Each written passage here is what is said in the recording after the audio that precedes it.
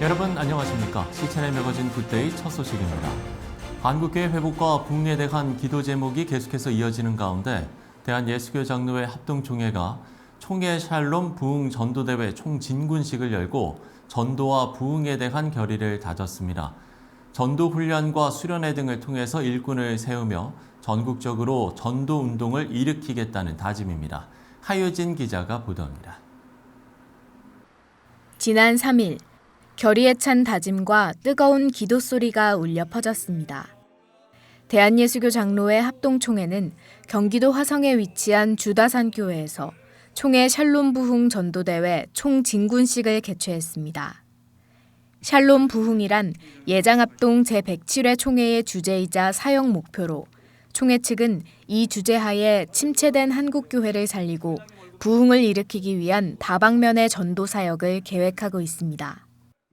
총회 샬롬 부흥 전도대회 총진군식은 샬롬 부흥 운동 사역의 시작으로 오랜 준비와 기도 끝에 개최됐습니다. 이번 총진군식에는 총회 본부는 물론 전국 노회의 노회장과 서기, 관심 있는 교회 관계자 등이 참석한 가운데 진행됐습니다. 샬롬 전도로 부흥하라라는 제목으로 예배 설교를 전한 예장합동 총회장 권순웅 목사는 하나님의 뜻은 부흥이라며 추수할 일꾼을 세우고자 하는 간절한 마음을 가지고 전도에 힘쓸 것을 강조했습니다. 추수할 것은 마땅히 일꾼이 없도다. 샬롬 축복 전도의 일꾼을 세워주시고 그 일꾼으로 우리가 부르심을 받았습니다. 이러한 일에 하나님의 큰 역사가 있기를 주님의 이름으로 축원합니다. 뒤이어 진행된 발대식에선 샬롬 부흥 운동에 대한 소개를 시작으로 샬롬 부흥 운동본부와 기독신문, GMS와 총신대 등의 깃발을 수여했습니다. 깃발을 흔들고 위촉장을 수여받으며 부흥과 전도운동에 대한 결의를 다졌습니다. 참석자들은 뒤이어 샬롬 부흥운동은 물론 다음 세대의 부흥과 총회의 여러 사역을 위해 합심으로 기도하며 하나님의 도우심을 구하는 시간을 가졌습니다. 예장합동 샬롬 부흥 운동본부는 이번 총회 샬롬 부흥 총진군식을 시작으로 오는 22일엔 샬롬 부흥 축복 전도 강사 요원 훈련을 진행하며 다음 달엔 전도 일꾼 대부흥 수련회를 개최하는 등 본격적인 샬롬 부흥 운동을 이어갈 예정입니다. 진행되는 전도 운동과 사역 가운데 하나님의 일하심과 부흥을 경험하길 바라봅니다. C채널 뉴스 하유진입니다. 대한예수교 장로회 백석총회에 1,100여 개의 교회가 새로 가입하면서 지난 1일 천안 백석대학교에서 총회 가입 환영 감사 예배를 드렸습니다. 예장 백석총회는 한국교회가 하나 되는 연합운동을 추진하고 있는 가운데 이번 환영 감사 예배를 통해 분열하는 한국교회 연합의 본이 되겠다는 말을 전하기도 했습니다. 환영사를 전한 총회장 장종현 목사는 성령이 하나 되게 하신 것을 힘써 지키고 진정으로 하나 되는 공동체를 이루자고 강조했습니다. 오늘의 만남이 하나님께는 영광이 되고 한국 교회가 하나 되는 연합의 마중물이 되기를 간절히 소원합니다. 미래 목회 포럼이 지난 3일 서울 프레스센터에서 한국교회 목회 리더십 승계 방향 제시를 주제로 포럼을 열었습니다.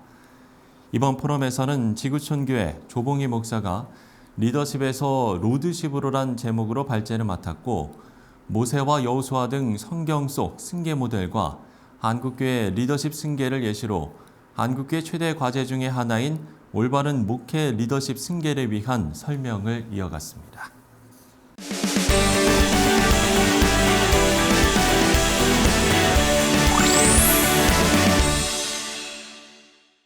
네, 이번 주는 이태원 참사로 많은 국민들이 안타까운 마음으로 지냈습니다. 누구보다 많은 어려움을 겪은 분들은 사고를 겪은 유가족들이고 또 그 현장에 있었던 분들이 아닐까 하는데요.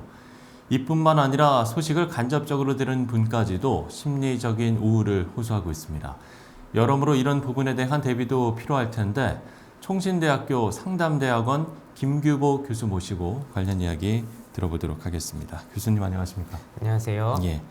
자, 이번에 정말 큰 경각심을 주었던 이태원 참사. 교수님도 많이 안타까우셨을 것 같아요. 네, 정말 가슴 아픈 일입니다. 그러니까요. 이번 피해를 입으신 분들께 하나님의 특별한 위로와 은혜가 있기를 함께 기도하고 있습니다. 예.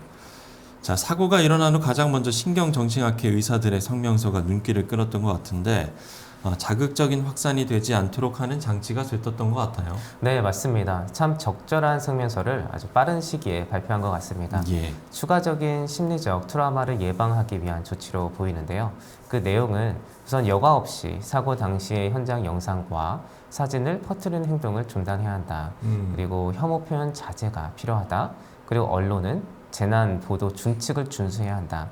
피해자의 명예나 사생활을 보호하고 사회적인 혼란이나 불안을 야기하지 않도록 해야 한다는 것이죠. 그리고 마지막으로 신경정신의학회가 이번 참사로 인해 어려움을 경험하신 분들의 회복을 위해 함께 노력하겠다. 이런 내용들을 잘 담아내고 있습니다. 자, 그렇다면 우리가 흔히 말하는 트라우마는 사고의 심리적 후유증, 상처 정도로 이해를 하고 있는데 먼저 이 개념부터 짚고 넘어가면 좋을 것 같아요. 네, 트라우마는 상처, 흉의 의미를 지닌 고대 헬라어에서 유래된 단어입니다.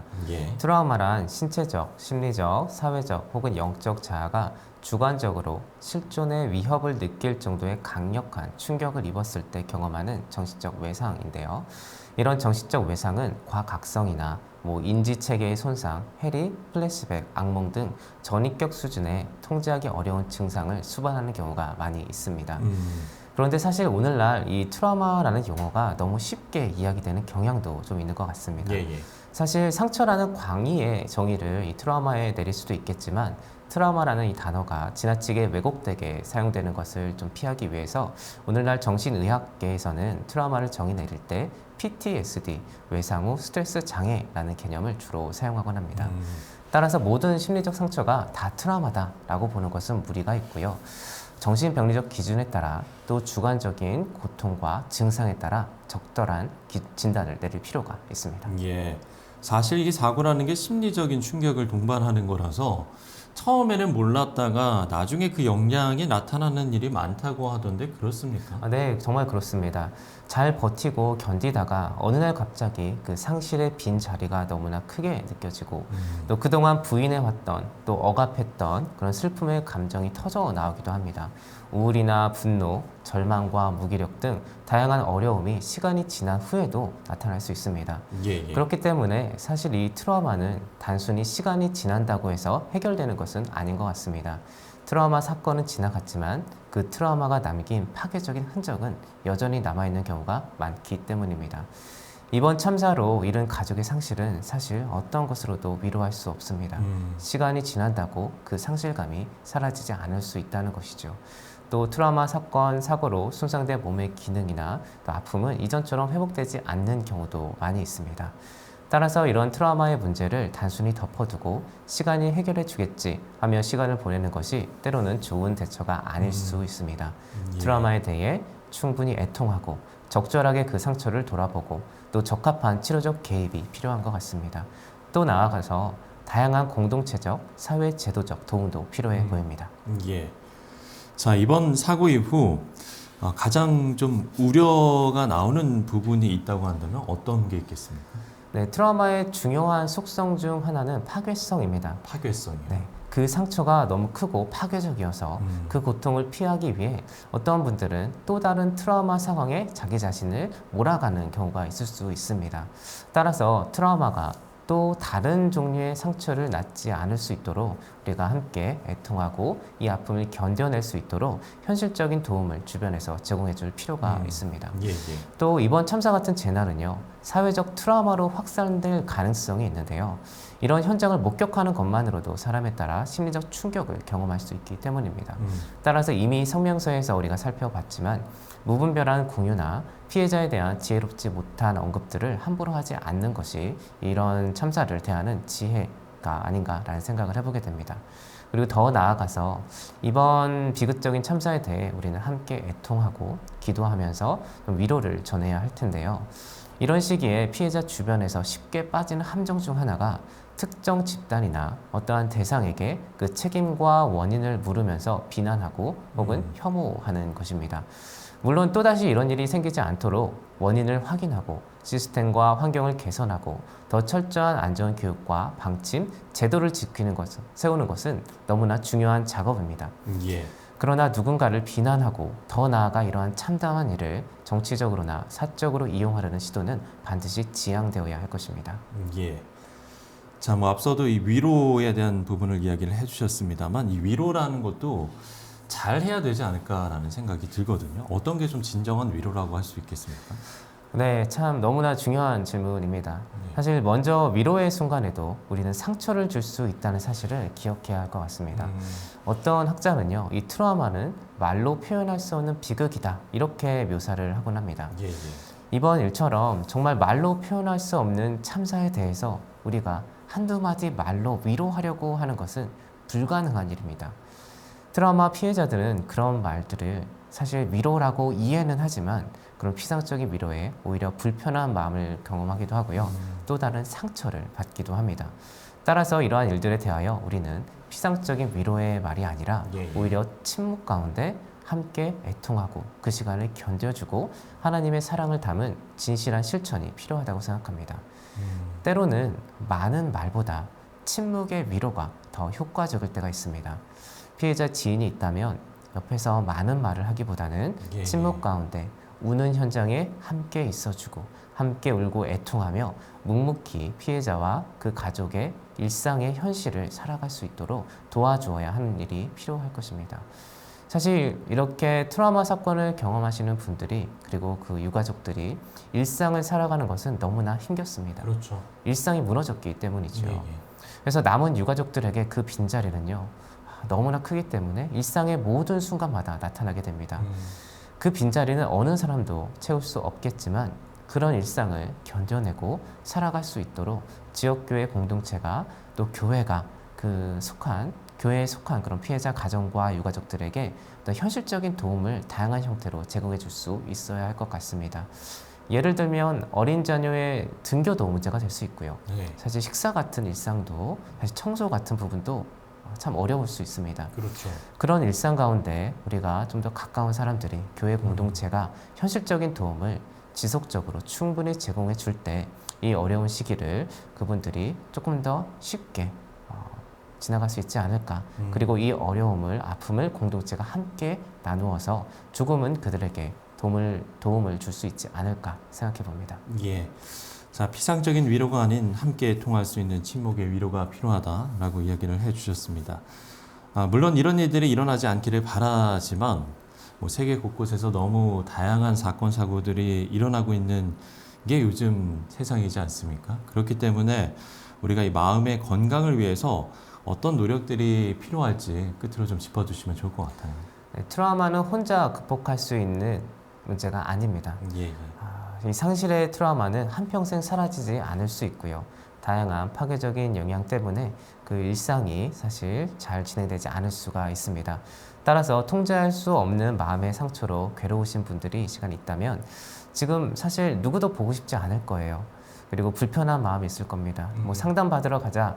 많이 마음이 힘들 거예요. 예, 그것도 힘들 거예요. 네. 예. 그러나 그럼에도 불구하고 사실 혼자서 트라우마는 극복하기 쉽지 않은 문제이기 때문에 트라우마 전문가나 기독교 상담사에게 도움을 요청하시는 것도 아주 좋은 실천이 될 거다라고 생각합니다.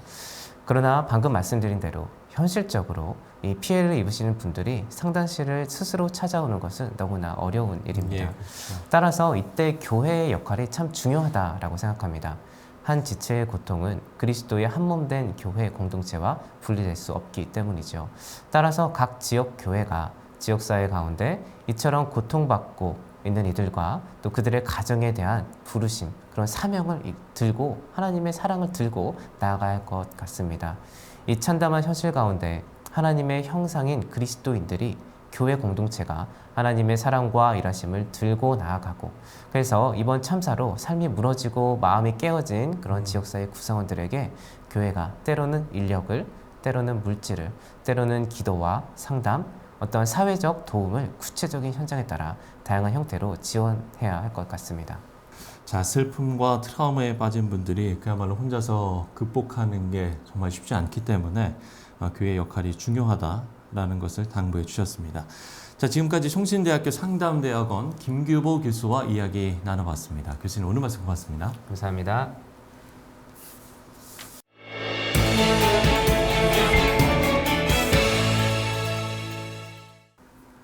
네, 안전에 대한 생각을 그 어느 때보다 많이 했던 한 주간이었습니다. 일상 속의 안전은 물론이고 우리 영혼의 안전까지도 생각해보는 계기가 됐으면 좋겠습니다. 시채널 매거진 굿데이 오늘 순서는 여기까지입니다. 시청해주신 여러분 고맙습니다.